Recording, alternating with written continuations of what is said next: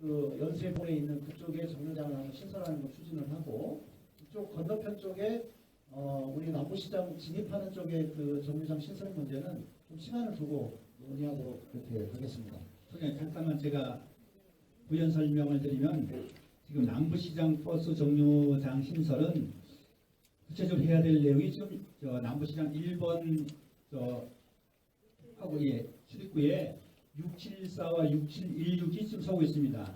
그래서 주민들이 10년 동안 줄기차게 주장하는 내용이 저기 지금 상장이 말씀드린 곳에 신설도 대전부 쪽에 돌아가는데 6629라든가 603번, 650번이 6714, 6716 말고 요 차량을 세워주면은 저까지 가서 다시 횡단보도 건너서 오는 일들을 막고, 우리가 시장 활성화 얘기했는데 정부에서 조금만 해주면 주민들이 이용해 편리해서 남부시장을 활성화해도 굉장히 보탬이 된다. 이게 우리 신영희 동무회장도 있지만 한 10년 이상을 이 줄기차게 여기다가 만들어 달라고 해서 동전에는 임박사 앞에 만들까 그러다 거기서 반대해서 지금 6714와 6716 두 대만 쓰고 있는데, 여기다가 해주면 그렇게 큰 문제가 없는데 했더니 서울시에 이 권한을 갖고 있는데 서울시에서 200m 이상이 돼야만 만든다는 건데 주민이 먼저냐, 이 규정이 조금 이게, 그래서 시민청장님 모신 이유는 이렇게 해서 이것을 해결해 주십사는 부분이고, 또 하나 아까 보행로의 확대는 이게 3년 전에 해서 교통행정과도 굉장히 민원이 많이 들어가는 곳입니다. 근데 일 없이 주민들이 우리 주민자치회에다가 욕을 합니다. 이거 하나 주민자치회장이 해결하지 못하니, 주민자치회장이 그 해결할 수 있는 능력이 없습니다. 사실은 없어서 오늘 취임 3일밖에 안 되는 청장님을 모셔서 이게 지금 왜 우리가 욕먹게 만드는가. 차 갖고 있는 사람들은 아침에 7시 반부터 9시까지는 전쟁입니다. 전쟁. 들어올 때는 퇴근은 조금 아끼더라 상관없는데 나갈 때는 엄청나게 있으니 이것을 어떤 식으로든지 지금 두 가지, 지금 아까 얘기했던 보행로 확대 문제와 버스 정류장 문제는 청장님이 알고 있는 부분과는 약간 다른 부분이 있어서 또 우리 주민들께서 추가 질문이 나올 것 같아서 제가 시간 내려서 말씀드립니다. 말씀하신 것처럼 이제 저희가 그 문제는 한번 서울시에도 이야기를 했는데, 서울시의 기준은 200m 정류장과 정류장 사이가 200m가 간격이 최소 기준이다. 그런데 여기는 178m다. 그래서 자기들은 이걸 허용해 줄 수가 없다. 그리고 버스 회사 역시 자기들도 이렇게 짧은 거리에 다시 서는 것에 대해서는 동의하기가 어렵다. 이런 입장을 가지고 지금 서울시에서 반대를 좀 하고 있는 상황입니다. 그래서 이 문제에 대해서는 다시 한번 서울시에 이야기를 다시 또 해야 될 것 같습니다. 그렇지만 이제 이 서울시에서 정해져 있는 기준 외에 말씀하신 것처럼 주민들의 필요가 더 필요하지 않겠느냐. 더군다나 남부시장이라고 하는 전통시장 활성화를 위해서는 가까운 곳에 이 버스 노선이 정류장이 필요하다는 점을 다시 한번 서울시에 전달을 하도록 그렇게 하겠습니다. 무장의 숲길과는 이게 사실은 이제 녹색 자금이라고 해서 우리가 기금을 공모를 해가지고 받아오는 겁니다. 그래서 이제 1단계, 2단계로 해서 봉제산의 무장의 숲길 조성 사업이 진행되고 있고요. 1단계는 끝났죠.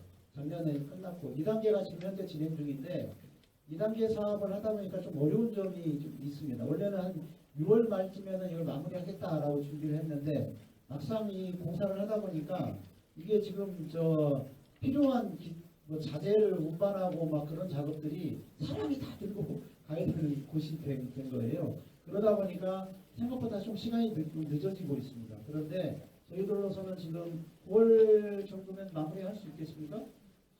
10월 정도? 10월 정도? 10월 정도 가면 입구 앞에 입구도 조성하는 것까지 다 포함해가지고요. 그래서 이 문제는 10월까지는 마무리해서 그때는 개통을 해서 주민들이 편하게 이용할 수 있도록 그렇게 하겠습니다. 황토길, 이제 봉제산 황토길 만들어달라고 했었는데요. 이제 봉제산의 황토길이 잘 만들어지고 하다 보면 뭐 아무 때나 이용할 수 있게 이렇게 지붕도 이렇게 만들어 놓고 그래 달라라고 하는 요구가 있는데 사실은요 저희도 고민이 좀 돼요. 왜냐하면 이 봉제산의 황토끼를 조성하는 과정에서 그 좋은 그 뭐라고 할까 뭐 조망이라고 할까 이렇게 산을 이용하면서 걸으면서 산을 볼 수 있는 것을 거기에 막 다른 조형물을 이렇게 만들어서 막게 되면 또 다른 불편이 저는 분명히 있을 것이다 이런 생각이 들고 오히려 나중에 가면 황토끼를 이용하시는 분들은 일부 이거 참 좋다라고 하시는 분들이 있겠지만 다른 분들 입장에서는 왜 산에 이렇게 산을 막 이렇게 훼손시키느냐 자연을 이런 문제도 분명히 저는 제기될 수 있을 거라고 봅니다. 그래서 이 문제에 대해서는 지금도 저희가 황토끼를 여러 군데 만들어 놨는데 지금 그렇게 해서 지붕은 아니지만 이렇게 일부 비바람을 좀 막을 수 있는 곳을 만든 곳은 아주 제한적입니다. 그래서 그것은 주변의 그런 자연 그런 녹지라든지 자연 환경을 훼손시키지 않는 범위 내에서 이걸 추진을 해야지 거기라고 해서 그냥 다 막아버리고 그렇게 했을 경우에는 자연 훼손에 대한 반대의 여론 문제도 분명히 제기될 수밖에 없지 않겠느냐 생각을 하고 있었어요. 황토볼 거기에 황토볼이 있기 때문에 황토볼 같은 경우에는 편하시게 이용할 수 있도록 거기는 이렇게 지붕을 씌워서 이용하실 수 있는 방법을 저희들이 한번 먼저 검토를 하겠다는 말씀드립니다. 남부시장 아케이트 이 설치 문제는 여러 번 제기된 문제고 저희가 다행히 그래도 그간에는 거기에 계신 뭐라 할까요 건물주 분들이 반대를 해서 사실은 하고 싶어도 못했던 일이긴 합니다. 그런데 최근에 그래도 정말 여러 번 설득한 끝에 지금 5분 중에 4분이 동의를 해주셨어요. 그러면은 이게 사업 추진이 가능하게 되어 있습니다. 그래서 다행히 동의를 구해서 이제는 아케이트 들어가는 입구 쪽에 있는 아케이트 공사가 가능하게 되어 있습니다. 예산을 확보하는 일이 남아있기 때문에 서울시 특교금이든 아니면 아무래도 서울시 특교금이 더 빠를 것 같은데요. 서울시 특교금이든 필요한 경우에 당연히 구비도 넣어서 이 문제는 좀 진행할 수 있도록 하겠고요. 이 문제에 대해서는 아마 여기는 오영석 의원도 공약도 했고 서울시 김병진 시의원도 공약을 했기 때문에 많이 진행할 수 있도록 하겠습니다. 화곡 사동 앞에 현수막 게시대를 좀 설치해달라는 요구가 있습니다. 이건 한번 저희도 고민을 해보겠습니다. 지금 이제 두 군데라고 볼 수 있는데 들어오는 우리 주민센터 들어오는 입구 쪽 하나하고 또는 이제 시립 우리 청소년 센터 그쪽에 앞에 설치하는 안이 2가지가 있는 것 같아요. 근데 이제 청소년 센터 앞에 설치하는 문제는 거기에 있는 이제 나무가 있어서 그 나무를 좀 뽑아야 돼요. 나무를 뽑아야 되는데 그 땅이 관리가 주체가 아마 서울시죠. 그래서 그 문제는 서울시하고 상의를 한번 해보겠습니다. 그래서 주민들이 이쪽에 좀 이런 현수막이 있으면 좋겠다. 그래서 관련된 정보를 좀 전달하는 장소로 그 말씀이 있으니 이 나무 좀 뽑고 거기다 우리 현수막 세울 테니 동의하겠느냐 한번 의견을 듣고 서울시에서 오케이라고 하면 그쪽에 먼저 추진을 하겠습니다. 왜냐하면 지금 주민센터로 들어오는 입구 쪽은 약간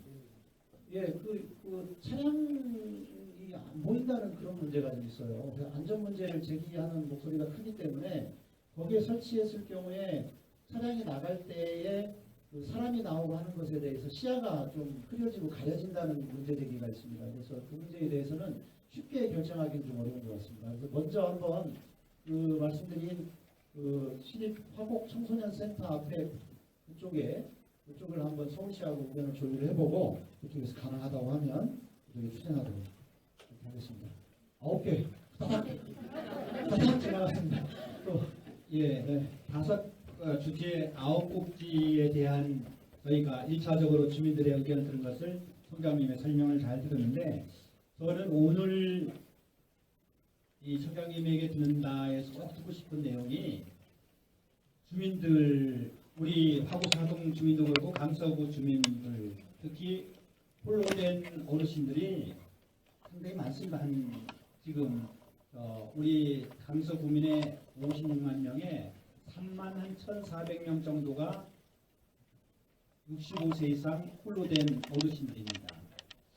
그리고 그런 분들을 많이 만나고 또 동네에 어르신 만났을 때 힘없는 저희 주민자치회장에게 전달해달라는 내용이 일자리가 복지다, 일자리가 효자다, 이렇게 해서 총장님에게 전폭적인 지지를 보내주신 어르신들의 바람은 이 새로운 강서형 일자리 모델을 한번 만들어 주십사는 것도 굉장히 큰 과제가 아닌가 생각합니다. 지금처럼 죽은 복지로 해서는 안 된다는 겁니다. 생산적 복지를 통해서 그분들도 사회로 끌어낼 수 있는 복지 체계를 강서구에서 한번 시범적으로 만드는데, 이것은 제가 보기에는 관의심만 가지고는 안 될 것 같아요. 민관이 같이 끌어가면서 그분들을 끌어낼 수 있는 이런 구체적인 총장님의 그 민관, 이 강서형 일자리 모델 개발이 좀 시급하지 않나. 정말 아침에 제가 6시 20분에 항상 나오는데요. 6시 20분에 나오면 노인애들 일찍 나옵니다. 왜 일찍 나오냐 그러면은 그런 얘기하면 사실 아무도 없는 집에 있는 것은 감옥보다는 더하다는 얘기예요.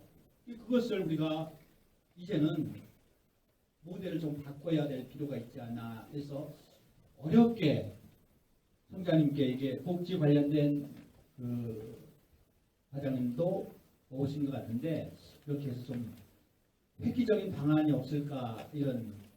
네. 아이디어가 있으신 말씀을 해주시면 좋을 것 같아요. 일자리를 늘리려고 하면 일자리를 늘리려고 한다면 결국은 이제 어떤 일자리를 만들 것이냐도 중요하지만 일자리를 진행할 만한 이제 예산이 일단 먼저 확보가 되어야 되기 때문에 그 일자리 예산이라고 하는 것이 구청의 예산만 가지고 하는 것이 아니고 국비, 시비, 구비, 매칭 사업입니다. 그래서 국가에서도 계속 일자리, 어르신 일자리를 확대하려고 하는 노력을 하고 있기 때문에 아마 그 국가의 예산 지원도 좀 늘어날 것이다. 저희도 그렇게 보고 있고, 그렇게 되면 거기에 맞춰서 이제 서울시하고 구청도 그 비용을 더 예산을 내서 그런 일자리를 확대해 나가고 있는 겁니다. 그렇기 때문에 이제 일자리가 구체적으로 지금 금년도에 6천여 개 정도가 있다면 내년도에는 과연 몇 자리 정도가 일자리가 만들어질 것이냐, 이것은 국가의 일자리 관련 보조금이 얼마만큼 나오는가, 또 시는 어느 정도로 거기에 또 예산을 대는가, 여기에 따라서 좀 달라질 수밖에 없다. 그러면 그렇게 이제 어떻게 보면 일자리를 만들어 놓고 그리고 예산을 대는 것이 아니고 거꾸로 어떻게 보면 현실적으로는 예산이 확보되는 걸 보고 일자리를 만들어갈 수밖에 없는 그런 구조다, 저희들로서는.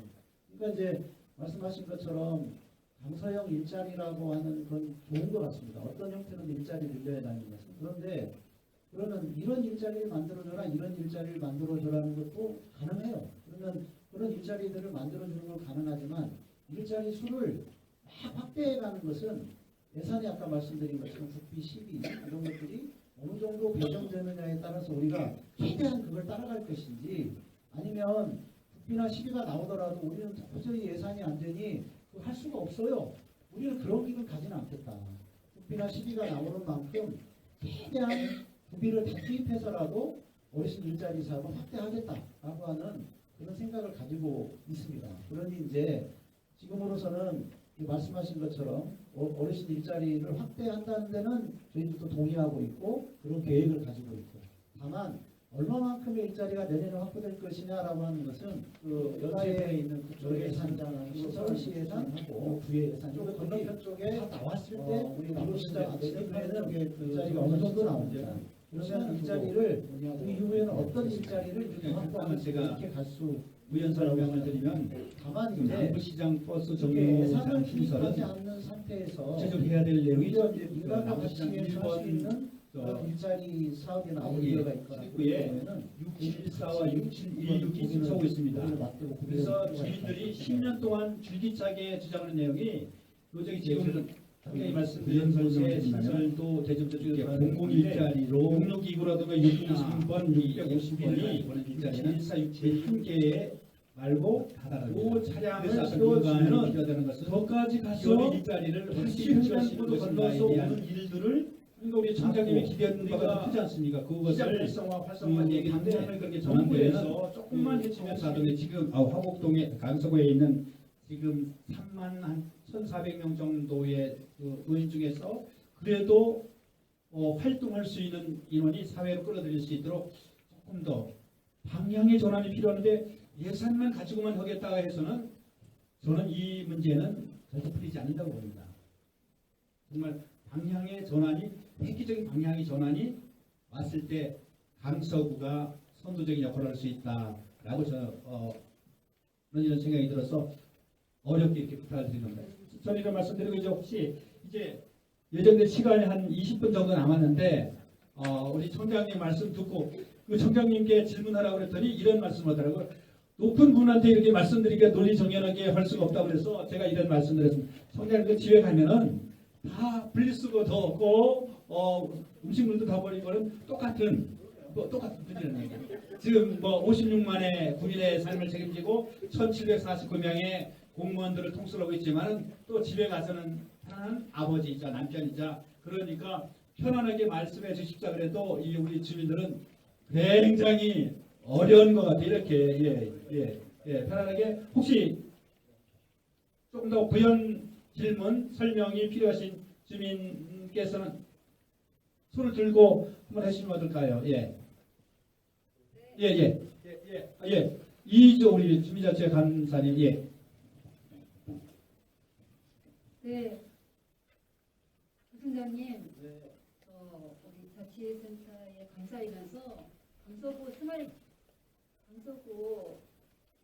생활건강정책참여단 대표거든요. 그래서 제안할 건 많이 올리기도 하고 하는데 이번 같은 경우 지금 우리 회장님 말씀하신 것처럼 일자리를 만든다는 건 진짜 예산을 받아서 오기보다도 우리가 사회적 기업이나 아니면은 어떤 조합 형태로 만들어 가지고 여기서 유능하게 어떤 자기 전직을 이용해서든 아니면은 어떤 능력을 발휘할 수 있는 사람들을 다른 일자리를 만들어 준다는 건 좋을 것 같아요. 제가 그래서 먼저 그냥 중원부원 이렇게 말할 것 같아서 우선 하나 들고 왔는데요. 우선 기존의 단순한 노무 이런 일자리에서 벗어나가지고 어르신들이 직접 동네 안전을 책임지는 이런 안전 소드 이런 것처럼 전문적인 사회형 서비스형 일자리죠. 그냥 공익형 일자리 말고 사회형 서비스 일자리를 확대해 주시다 이런 것을 요구하는 것인데 그 방법으로는 사회적 활동조합이나 아니면 마을 기업 같은 형태의 일자리를 보통 서울에서 어떤 소비 지원만 조금 해주신다면은 그래도 쉽게 만들어지지 않을까 하고요. 그래서 만약에 이런 게 만들어진다면은 강서장 어르신 일자리를 해서 우리 강서구뿐 아니라 우리 관할의 모든 분들이 다 좋은 혜택을 받을 수 있을 것 같습니다. 그러면은 우리 이런 강서 노인 일자리 모델이 탄생이 된다고 하면은 모든 어떤 다른 구청에서는 다른 우리 전체적으로 확산이 되겠죠. 그래서 부총장님이 어떤 예산을 쌓아서 하는 것보다도 작은 어떤 지원이 된다면 거기서부터 발족해서 나가면 어떨까 하는 그런 말씀드립니다. 그 말씀은 저희도 이해는 한데 그런 사회적 기업이나 마을 네. 활동조합이나 마을 기업이나 이런 걸 지금도 사실은 좀 있거든요. 강서구에. 그런데 네. 우리 여기서 다시 한번 우리 구 그러니까요. 사업 가동에서 네. 만들어가지고 네. 이렇게 좀 해나가겠다 이거죠. 그래 그것은 그러면 구체적인 한번 어떤 방식이 좋을 것인지에 대해서 한번 저희들하고 한번 협의를 한번 해볼 필요가 있을 것 같습니다. 네. 지금 이제 말씀하신 것처럼 예를 들면 화곡 사동만의 그런 건 아닐 테고 이제 하게 되면 이제 강서구의 전역에 필요한 일들이 될 텐데 그것을 어떤 방식으로 그러면 어떤 지원이 하고 그러면 그 우리 민간에서는 어떤 준비를 해서 진행할 수 있을 것인지 그러면은 우리는 그 예산을 재정을 투입할 수 있는 그런 예를 들면 근거라든지 이런 것들은 있는 것인지 그리고 그 효과는 어떻게 될 것인지 이런 것들에 대해서 조금 구체적으로 논의를 일을 좀 해야 되겠다 그런 생각이 들거든요. 지금 말씀하신 것만 봐서는 마을 기업 또는 사회적 기업 또는 사회 협동조합 이렇게만 만들겠다라고 말씀을 하시는데 이것들이 실제로 어떤 형태로 민간에서는 그걸 주도해서 만들어가고 거기에 우리 공공기관의 재정은 어느 정도 투입돼야 되는 것인지 이런 것들을 한번 이야기를 나눠봐야 될 것 같아요. 지금처럼 어찌 보면 좋은 생각이신 것 같지만 이것이 어떤 형태로 진행될 수 있을 것인지 예산은 어느 정도 투입돼야 되는 것인지 이런 것들에 대한 이야기가 없이 그냥 이거 필요하니까 한번 하시죠라고만 해가지고는 우리로서는 이게 어느 정도 예산이 들어가고 어느 정도 효과가 나올 수 있고 이런 것들을 충분히 검증해야 그래야 재정을 투입할 수 있지 않겠는가 이런 생각이 들거든요. 네, 맞습니다. 네, 그래서 우리들 나름대로 지금 현재 연세 높으신 분들이 가진 재능이 많이 있는 분들이 많아요. 그런데 그런 분들을 그 재능을 투닥시키지 않고 할 수 있는 일이 아주 많을 것 같아요. 왜냐하면은 학교에 가서 애들을 뭐 같이 돌보는 그런 교육에서 또 어른들이 참여할 수 있는 것이고 그런 걸 먼저 교육을 받거나 이렇게 좀 도움을 받아서 먼저 좀 자격을 조금 더 받아들여 가지고 한다면은 그 일자리가 될 수 있을 것 같아요. 사실은 이제 그런 일자리가 지금도 진행이 되고 있어요. 그 무슨 말씀이냐면 그 학생들 그 랜덤학교에 가서 그 학교 아이들을 지원해주는 어르신 일자리 사업도 있고 또 그런 그런 어린이 그 돌봄이라든지 이런 데도 어르신 일자리 사업으로 지금 투입이 되고 막 그러고 있거든요. 근데 이제 그런 일자리에 투입되는 그런 유형은 다양한 형태로 지금 사실 하고 있다. 그런데 이제 그러면 문제는 그 일자리에 투입되는 유형이 문제가 아니고 얼마만큼의 재정이 투입되고 민간에서는 어떤 역할을 해줄 것이냐를 논의를 해야만 그게 결정될 수 있다는 것을 말씀드리는 겁니다. 네, 알겠습니다. 그러니까 사업 유형은 지금도 다양한 형태로 사업 유형이 지금도 아까 말씀하신 어르신들이 가지고 있는 다양한 경험과 경륜을 활용할 수 있는 방법의 그런 일자리들은 지금 확대가 되고 있거든요. 근데 그건 이제 지금 아까 회장님이 말씀하신 것처럼 그냥 이것은 재정을 통한 일자리다 이렇게 이제 말씀을 하시는 건데 그러면서 민간과 협업한 형태의 일자리를 만들면 더 효과적일 것이다 이렇게 말씀을 하시니까 그러면 민간과 협업하는 일자리라고 하는 것이 구체적으로 어떤 형태의 일자리이며 그리고 거기에는 어떤 형식으로 민간에서는 그런 마을 기업이라든가 이런 것들을 만들어가는 거기에는 그러면 구청에서는 재정을 어느 만큼 투입해야 될 것인가 이런 것들에 대한 논의가 되어야만 알겠습니다. 구체적으로 검증할 수가 있다. 네, 그런 그렇게 해서 말씀이십니다. 나중에 올릴게요.